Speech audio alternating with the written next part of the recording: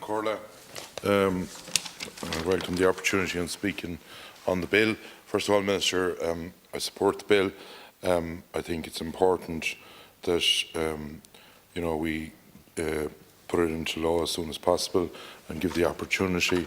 But the one thing I would say, Minister, is to make sure that our troops are protected. I note under this that basically what it is that a captain or whatever from another jurisdiction under an agreed auspices can give an instruction on that, and I think that's okay. But the one thing we want to make sure is that we keep our own unique identity. The Irish troops have gone all over the world, and they have carved out an unusual record because they are recognised everywhere they go as peacekeepers, and I think we need to make sure we keep that focus as peacekeepers. And I suppose, Minister, you've heard it all evening. Brexit, we don't know how it will go. We're all hoping for the best. It's not looking good at the moment, but the likes of Finner Camp in the line and at Loan, we need to make sure that the numbers in the army is there to be because we don't know what we're facing in the next 6 months. We've got to make sure that the resources that the need is there. We don't know, things have depleted over a number of years. There has been a lot of discontent, and we've got to make sure that this could be our hour of need, especially with the way the Brits are going on at the moment. We've got to make sure that we have the resources there and the numbers, and we've got to say the likes of Athlone, Finner Camp is very close to the borders and is accessible. Also, Minister, a difficult probably decision was taken a number of years ago, and there was promises made on the 4th Western Brigade, but unfortunately nothing seems to have developed on it.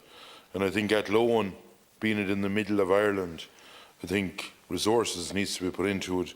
It needs to be, resolve those issues and those legacy issues and promises that were made in numbers that were given assurances that would be there, should be made sure that it's adhered to. The other thing I cannot understand, and you might be able to explain to me, is that you see army vehicles bringing people from one part of the country to the other, even though there'd be a barracks maybe a bit closer to where they'd be going. And I just can't for the life of me understand the sort of crisscrossing of the country when you would have personnel in different areas. I think we have to also recognise the work that has been done in times of flooding and that, with pumps and bringing people out where they were in trouble, and I think we should recognise that. The line of the air ambulance, Minister, I remember sitting down with you in 2016 and there was an agreement at the time about doing a review of the air ambulance situation in Ireland. I think the experts would have recommended that there would be at least 2 air ambulances required. I just can't understand, because the instruments that's on them, and in talking to pilots, that every football pitch in the country, with the support of the Sports Capital Grant and all that, has made a good job of sports pitches, and there's no wires overhead.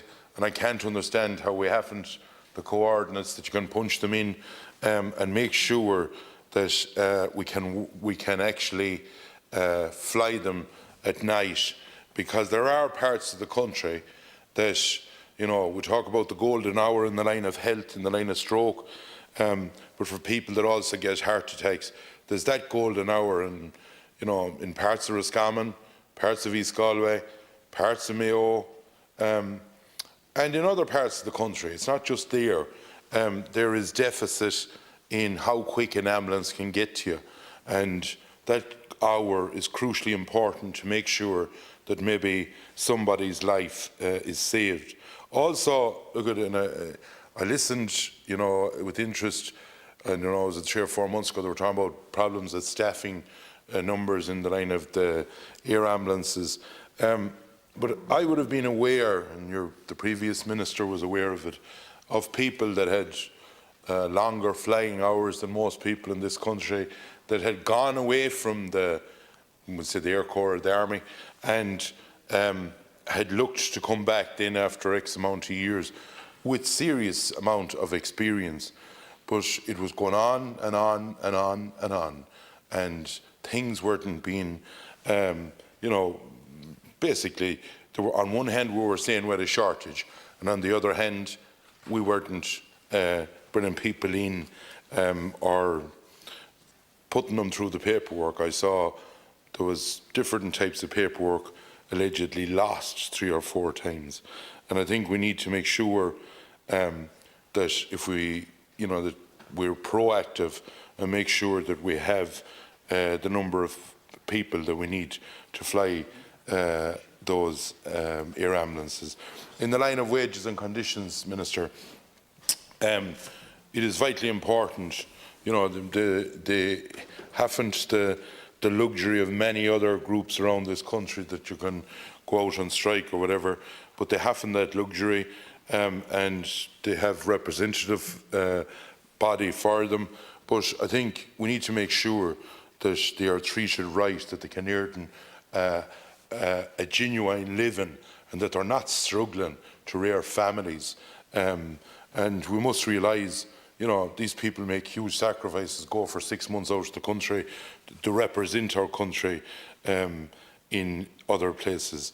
And Minister, in the line of it was brought up by Deputy Naughton, and I want to concur with him, in the line of the tracing, we need to bring in, if there's a lull for a number of people in the Defence Forces, that we could put them, or that they could do another job in helping out their country at a time of need, which I don't think that I have any problem doing.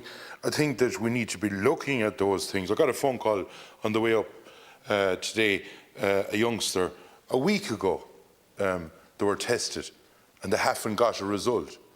Their father is self-employed and is about to lose a job because they're isolating. And when you're self-employed, you don't many times have the choices that others may have, and especially if you're at the building game. If you're a brickie and you're to do a house and you've promised someone, and you're left a full week. Last Wednesday, that child was tested, and today the results aren't back. And they are doing the right thing for their country.